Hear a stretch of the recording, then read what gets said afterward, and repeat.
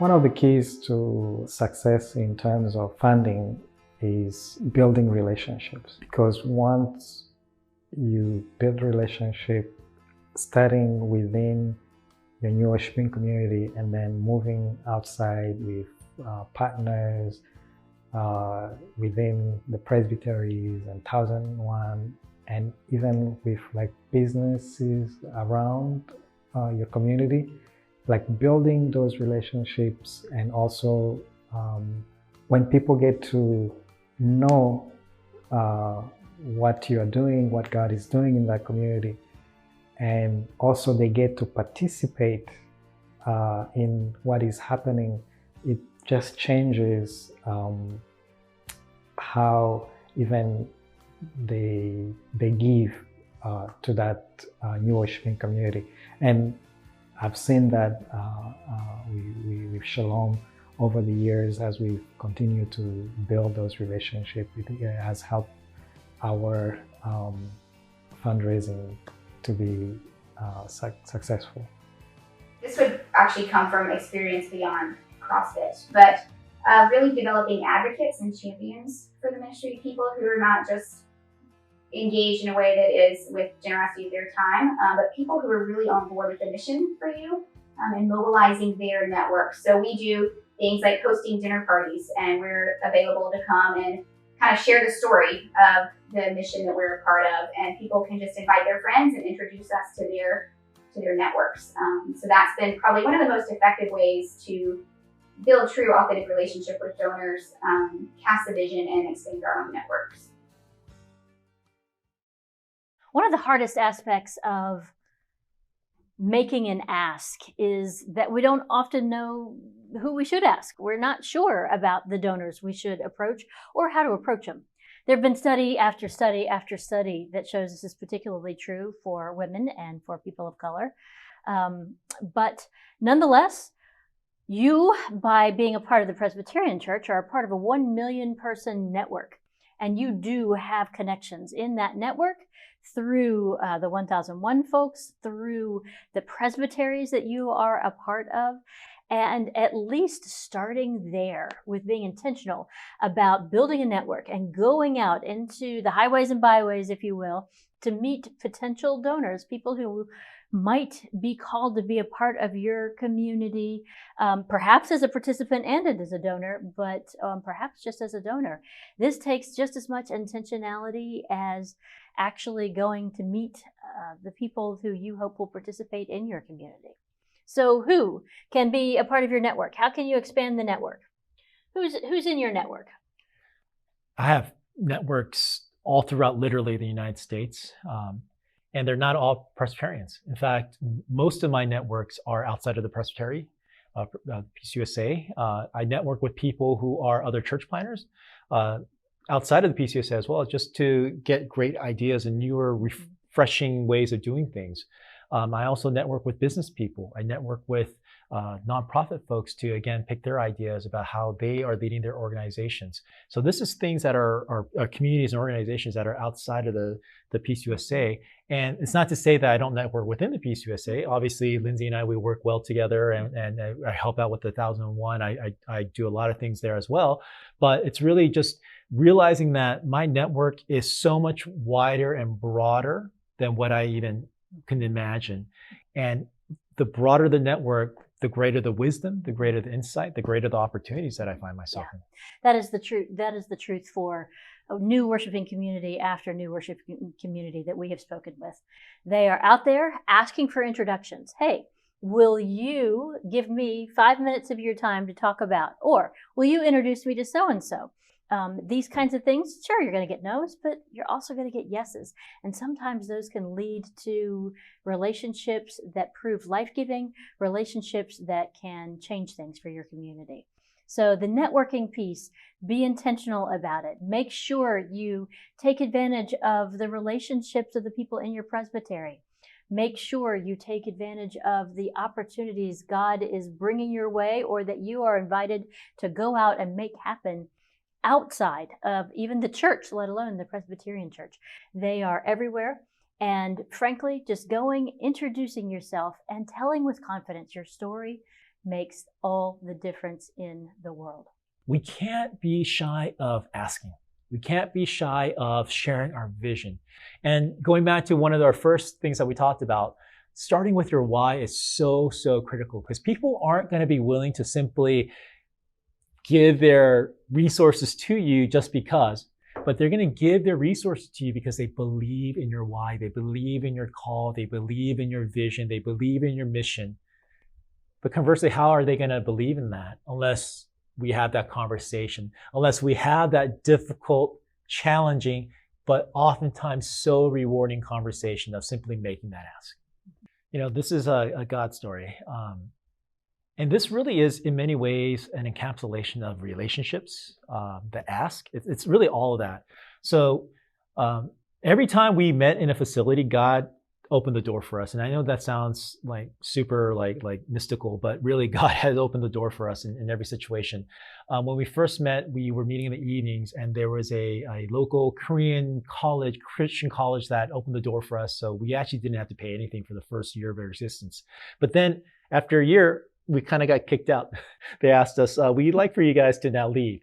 And so at that point, we were wondering, where on earth are we going to go? We don't have any resources to really pay for a facility.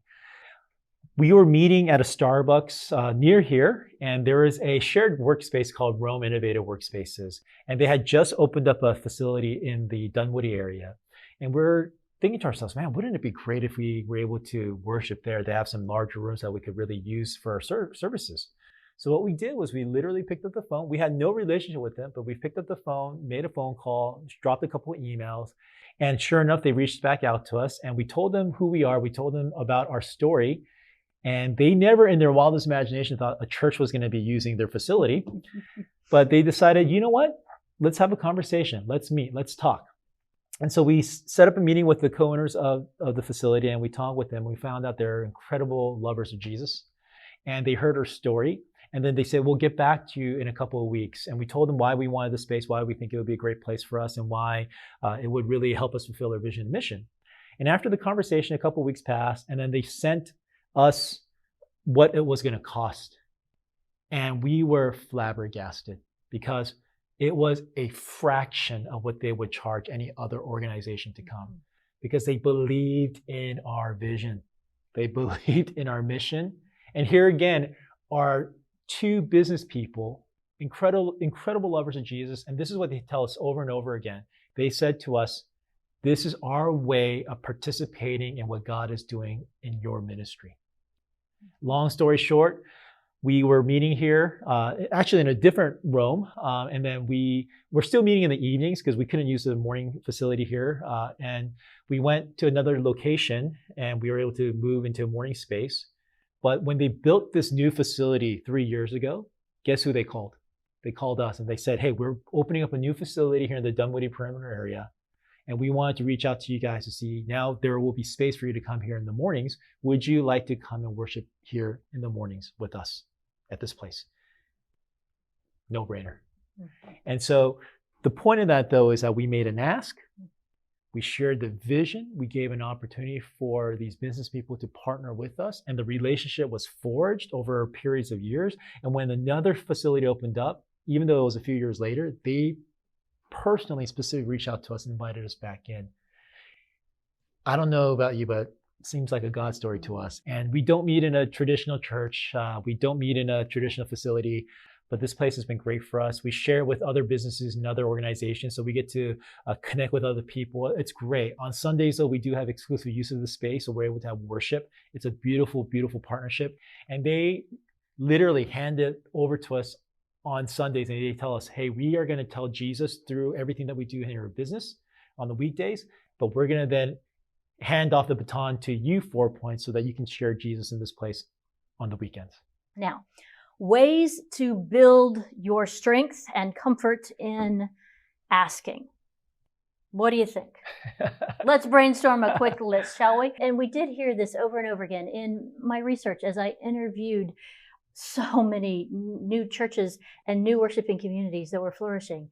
Everybody really had to talk about building their confidence and building their comfort level with asking for support.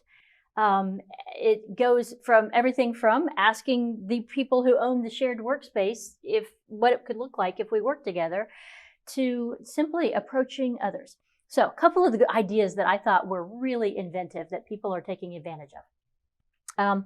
There are these days funders, either family foundations or grant-giving organizations or even startup studios, where they are taking on various people who are starting things in a coaching capacity.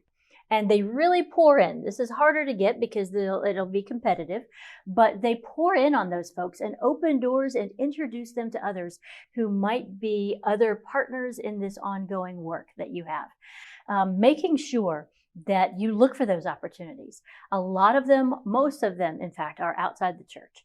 Within the church, however, John Moore with 1001 New Worshiping Communities is doing a fantastic job offering workshops, conferences, even cohorts that help folks gain their strength, gain their sense of comfort with talking about money and how to do that better and better. The Stewardship Kaleidoscope, it's a conference that's offered annually by the Presbyterian Foundation. It is our denomination's annual stewardship conference. And while some things are certainly not quite what new worshiping communities face and need to be talking about, there are other workshops that are offered every year that can really help us learn and get better about this. I talked to one new worshiping community leader. She challenged herself because she was so uncomfortable talking about money. She challenged herself to make one ask every workday for 3 months. Wow. Yeah, and these aren't necessarily big asks. I mean, it's just Absolutely. making sure that this is what you start to talk about. And she had to discipline herself to it, and it was so uncomfortable. And by the end, it felt natural, as is talking about what your community does. Wow. Yeah. That's amazing. So other ideas for increasing your comfort level with making the ask?